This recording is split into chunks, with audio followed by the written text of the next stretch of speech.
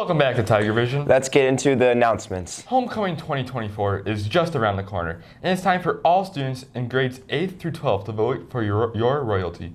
Please check your email today, September 9th, for the form. Voting closes September 16th. Seniors, please check your email to order your donut and juice for Senior Sunrise, which will be held Monday, September 23rd at 6:30 a.m. at Jim Gustafson Field parking lot. All staff and students, check your email for the Powder Puff sign-up form. All girls and female staff are invited to play on the Gus on Friday of Field Day. Please sign up to join the fun.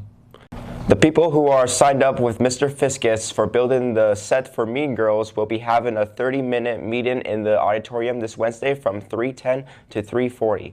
We will be meeting with Miss Shoppers for about the large number of set pieces needed for the musical. We will need to arrange for a ride. Homework help will start on Thursday, September 12th in room E114. Sessions will run from 3 to 4. This is open to all ALHS students.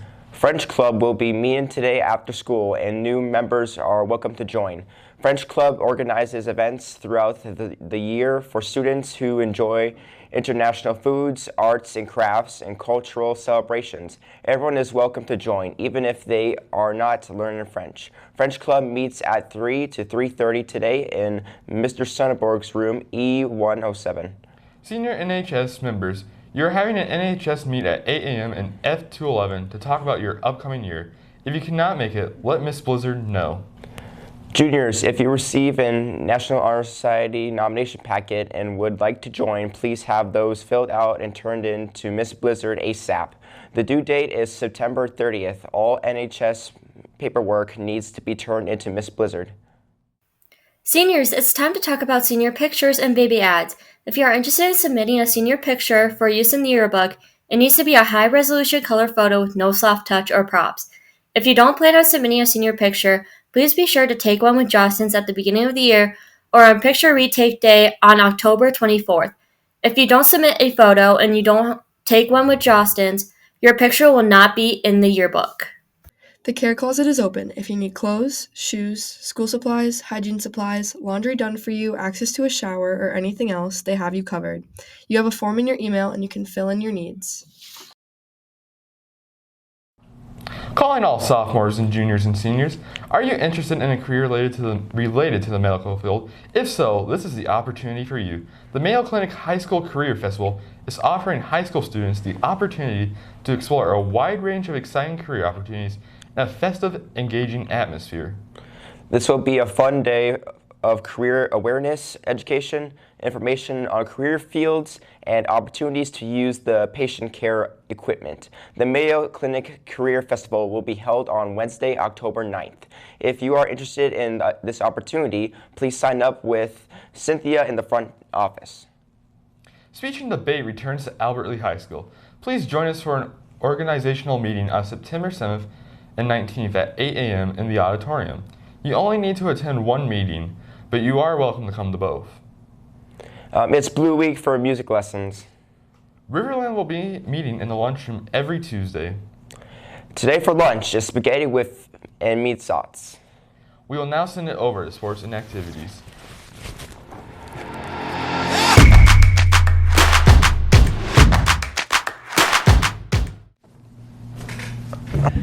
Tennis host Red Wing matches begin at 4:45. Swimming host Tri-City United. Meet begins at 5:30. Boys soccer takes on Mankato East at home. Ball drops at 7. Girls soccer travels to Mankato for a 7 o'clock game. Volleyball is also on the road. They play De La Salle at 7. Bang!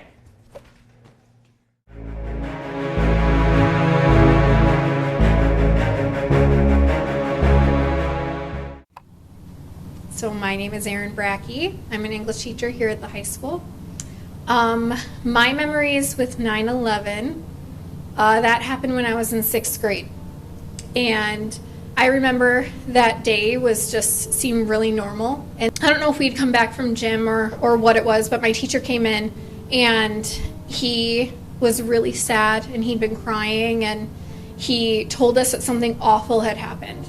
He couldn't talk about it, but he said that we were supposed to go home and ask our parents. that we all kind of felt panicky because we weren't sure what had happened, and he couldn't tell us, and he was just sad the whole day, and he just said that the whole world was going to be sad about this. I was waiting for my mom, and she picked us up from school that day, and I had asked her what happened that day, and she didn't want to talk about it either. She said it didn't have anything to do with me and that I didn't need to worry about it. She didn't want us to be worried or be sad. Dad, who never watched TV, he watched TV that whole night.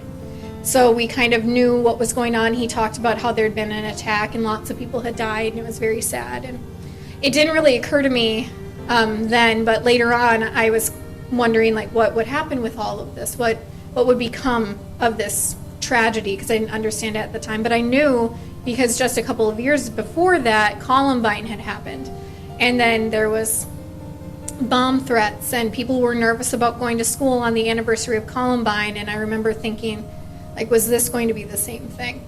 But at the time, it was obviously tragic, and it was obviously that it impacted the adults around me. I wasn't old enough to understand what was going on. I remember a student coming into my classroom and saying, "Miss Krug, you've got to turn on the TV. Our plane has hit the World Trade Center." We turned on the TV and it just seemed unreal. And it was before the second plane had hit. It was before the World Trade Centers had collapsed. And it was just a very somber moment because we didn't really know what was going on. We weren't sure what was happening.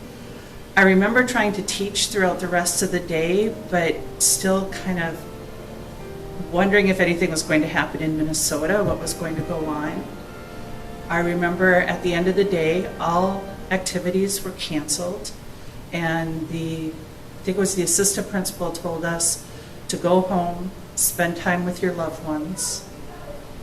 And a weird thing that came to my mind was, should I go fill up my car with gas? Because I didn't even know, are things going to get shut down and that type of thing.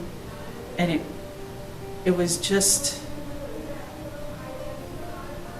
it was just hard to imagine that something like that could happen in the United States. Hi, so I'm Brian Snavely. I'm a math teacher here. 9/11 was the first day of preschool for me. So I was pretty young at the time. I don't have any many concrete memories of the day itself. One interesting little tidbit for me and people my age was the teachers in school. They said that we were the first class that they had to teach 9/11 like it was a full historical event. Hi, I'm Peter, son of Borg. I was 26 years old on 9/11, 2001. And after I got to work that day, I worked in the dean's office at Hamline University. And my boss came in, who was the dean, and she said that a plane had crashed into the World Trade Center. And at first I remember thinking that, because earlier that year, like a little Cessna had crashed into the World Trade Center, or maybe it was the Empire State Building, I don't remember. So I just had this picture of a small plane stuck in the side of the building. But, so it took a while for it to sink in, what had actually happened. And then the second plane hit. The internet was basically out. Nothing worked. I was worried. I know my brother had been traveling and he was trapped somewhere, but because of the planes being down, he wasn't traveling that day. So just a lot of concern about that kind of stuff. And then as the day went on, there was more and more at the Pentagon, and then the plane crash. And it was just kind of this feeling that it wasn't going to stop, that it was just going to keep happening. The days following, it was just weird. We didn't know what was happening next. And that feeling lasted for a long time, and it just felt like it was going to affect everything. And for a while, it did affect everything, and it's never gone back to normal since then. There's a lot of things just in my day-to-day life. I think, before 9/11, you could take your friend to the airport and see them off to the right at the gate. That was really a turning point. I was a young adult at the time, so there's always the time before 9/11, 2001, and the time after. Hi, my name is Mrs. Scoppers. I found out about 9/11 when I was in 4th grade. I remember being in my classroom with Mrs. Manor, and the news came on, or rather it came over the PA for teachers, and as a 4th grader, I didn't really understand what was going on. When you're that young, your world kind of revolves around you and yourself and your family. So when I saw the principal come in with a parent and pull a student out because his father was a pilot, it suddenly made everything very real for me, and those people that were living in New York and having these issues really were real, and it wasn't just about me anymore. I was a junior in high school. I was in 2nd hour math class of Mr. McAfee, and I remember a teacher coming in and telling Mr. McAfee that there had been a plane crash on the TV, and we saw the first tower on fire. And I can remember them making a really big deal about we didn't know what the story was or what had happened. And while we were watching that, we actually saw the 2nd tower get hit by the plane. And I remember at that moment being totally confused, totally scared. And I remember looking at Mr. McAfee, and he went back to his desk, and he just put his head on his desk and he cried. And that was just, it still like burned in my mind to see a teacher who was always one of the most positive people and super happy, just totally devastated. And then at that point, our school went into a lockdown. It just seemed like one of the longest days ever, was just sitting in Mr. McAfee's room hour after hour, just getting more and more news. We heard about the plane striking the Pentagon and the plane crashing in Pennsylvania. They grounded all the airplanes. And so for a couple of days, the only airplanes flying over were fighter jets.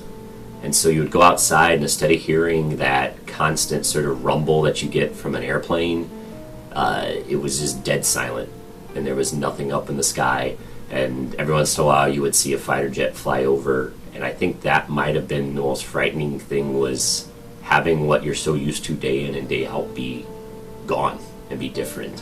When President Kennedy got shot, or my grandparents talking about what it was like to be alive during Pearl Harbor, and I think that's going to be what I take away from that day, is that's that moment where you don't ever forget what you were doing or where you were or who you were with, because it was such a life-changing event.